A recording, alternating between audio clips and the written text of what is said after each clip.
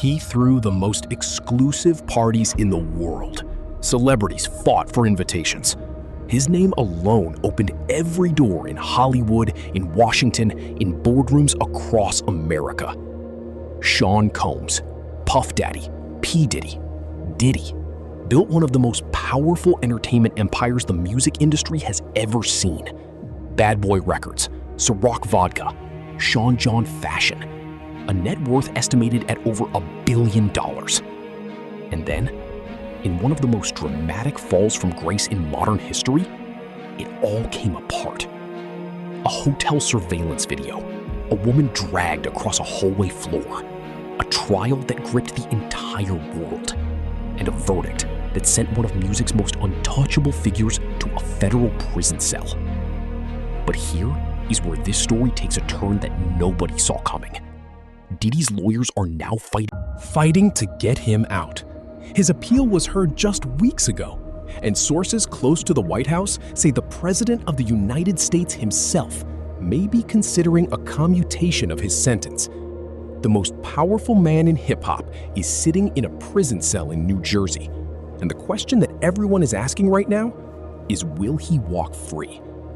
Today, we break down exactly how Diddy fell, what happened inside that courtroom, and what is coming next. The information in this video is based on publicly available reports, court documents, and verified news sources. This content is for educational and informational purposes only. All persons mentioned are presumed innocent of any charges not proven in a court of law. To understand how Sean Combs ended up in a federal prison, you have to understand who he was before the fall. Born in Harlem in 1969, Sean Combs grew up without his father, who was shot and killed when Sean was just 2 years old. He worked his way up from an intern at Uptown Records to founding his own label, Bad Boy Entertainment, in 1993. What followed was one of the most remarkable runs in music history. The Notorious B.I.G., Lil' Kim, Faith Evans, Mary J. Blige. Combs did not just sign artists, he built a cultural movement. By the 2000s, his empire had expanded beyond music. Sean John, his fashion label, won the prestigious CFDA award. He turned Ciroc Vodka into a billion-dollar brand through a landmark partnership with Diageo. He hosted the Met Gala. He appeared on the Forbes billionaires list. He was, by every measure, untouchable.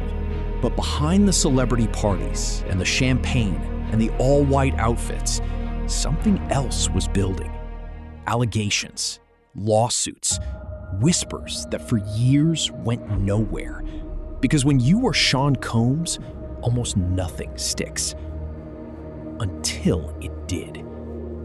In November 2023, singer Cassie Ventura, Combs' ex-girlfriend of over a decade, filed a lawsuit alleging years of rape, physical abuse, and sex trafficking. The lawsuit was settled within 24 hours, but the dam had broken. More lawsuits followed, then more. By early 2024, dozens of accusers had come forward with allegations spanning decades. And then, in March 2024, CNN obtained and published the hotel surveillance footage. The video, recorded in 2016 at a hotel in Los Angeles, showed Sean Combs grabbing, kicking, dragging, and throwing Cassie Ventura across a hallway as she tried to leave. He then attempted to bribe a hotel security guard who witnessed it. The footage became the centerpiece of the prosecution's case when Combs' federal trial began on May 5, 2025. In the federal district court in Lower Manhattan, before Judge Arun Subramanian, prosecutors told the jury that Combs used power, violence, and fear to get what he wanted. Cassie Ventura testified for the prosecution, describing the relationship in complex terms, traumatic but sometimes loving, and appeared to be working through her feelings about it on the stand. A former Combs employee named Capricorn Clark testified that Combs repeatedly threatened her and kidnapped her during a series of events in 2011 that also involved Kid Cudi and Cassie Ventura. Musician Kid Cudi himself took the stand and told the court that after Combs discovered his relationship with Cassie Ventura, his house was broken into and his car was set on fire. The prosecution also presented testimony about what they called freak-offs, highly orchestrated sexual performances that Combs allegedly forced his girlfriends to participate in, involving male escorts, costumes, staged lighting, and filming. Here is where the Diddy case takes its most complicated and controversial turn. On July 2nd, 2025, the jury delivered a verdict that shocked many observers. Combs was found not guilty of racketeering conspiracy and sex trafficking, the most serious charges that could have carried a life sentence. He was convicted on just 2 counts of transportation for prostitution under the Mann Act. At sentencing, his defense attorneys argued for just 14 months, time already served. Prosecutors pushed for more than 11 years, citing his lack of remorse and the lasting harm to his victims. Judge Subramanian sentenced him to 50 months, just over 4 years, with 5 years of supervised release and a $500,000 fine. But Diddy's legal team was not finished. At an April 2026 appeal hearing before the Second Circuit Court of Appeals, his lawyers argued that the trial judge had improperly punished Combs for conduct the jury actually acquitted him of, specifically the sex trafficking and racketeering charges. His defense attorney told the appeals court directly, the jury did not authorize punishment for sex trafficking or conspiracy, but that is what drove the sentence. The few who spoke publicly were dismissed, settled out of court, or simply not believed. What changed was not Combs. What changed was the cultural moment. The post-Me Too landscape created space for accusers to be heard in ways that simply did not exist before. And once Cassie Ventura spoke, once that hotel video became undeniable, the structure of silence that had protected Combs for so long collapsed almost overnight. The jury's decision to acquit on the most serious charges while convicting on the lesser ones is psychologically fascinating.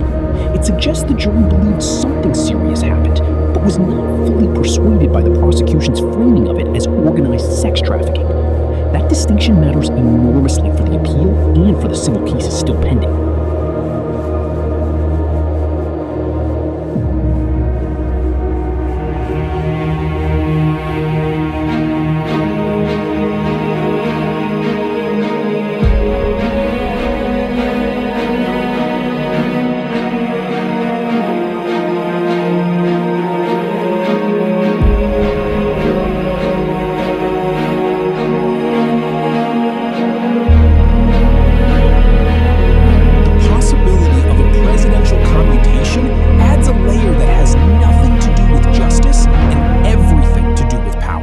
Which is, in many ways, exactly what this entire case has always been about. I want to hear from you today. Diddy was convicted and sentenced to 50 months. His lawyers are fighting to reduce or overturn that sentence at appeal, and there are reports the president may be considering a commutation. My question for you is this: do you think Sean Combs deserved a longer sentence? And if the president commutes his sentence, what message does that send to every victim who came forward? Drop your answer in the comments. I read every single one. I want to be honest with you today about what I think this case really represents.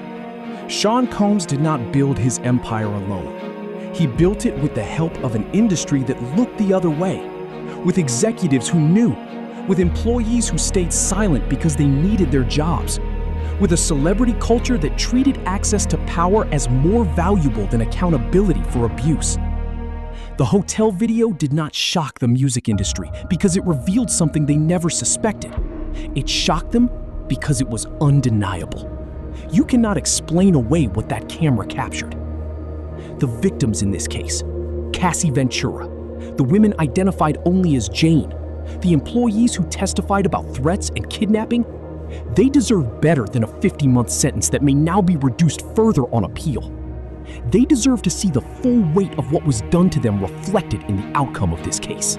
Whether the appeal succeeds, whether a commutation comes through, whether the civil cases produce real accountability, all of that is still to be decided. But what cannot be undone is this: the most powerful man in hip-hop stood in a federal courtroom and was convicted. The silence that protected him for decades is over, and that matters. Here is what you need to watch for. The Second Circuit Court of Appeals is currently deciding whether Diddy's 50-month sentence was legally imposed.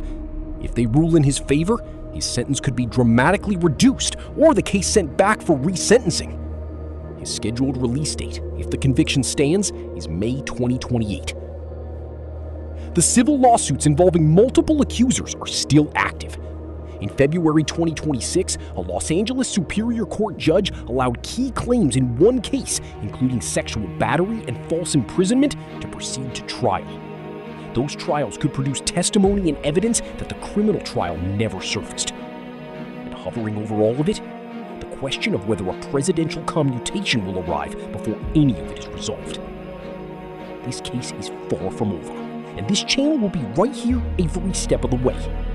Subscribe, turn on notifications, because in the Diddy case, just when you think you have seen everything, something new surfaces. Stay aware, stay safe, and I will see you in the next one.